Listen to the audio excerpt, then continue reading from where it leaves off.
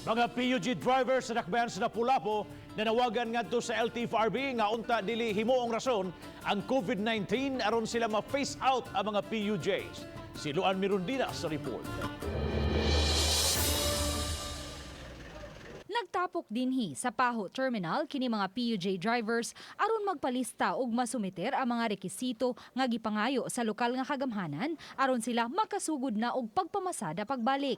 Kagahapon atol sa tigom uban kang Mayor Jonard Ahong Chan, gipasaligan silang temporaryong pabiyahion palibot lang sa dakbayan sa Lapu-Lapu.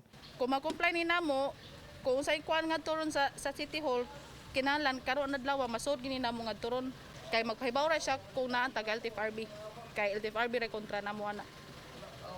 Kay siya ra may mata namo special permit sa Lapu-Lapu. Matod sa presidente sa Lamdoa kon Lapu-Lapu Mandawi Drivers and Operators Association nga dakong risgo nga mobiyahe sa dili nila rota.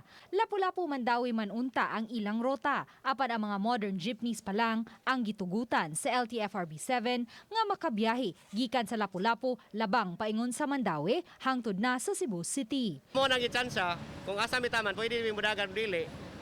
Mo na among sabutas mga operatoron. Kung kaya ba kaya sayon mi, ngod mo illegal.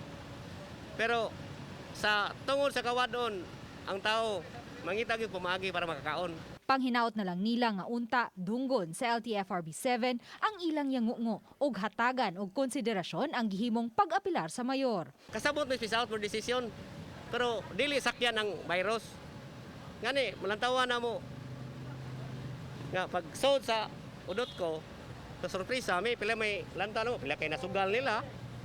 Nga kami na mohog may blind gyud. Uban ni Godfrey Rilien, Luan Mirundina, Balitang Besdak.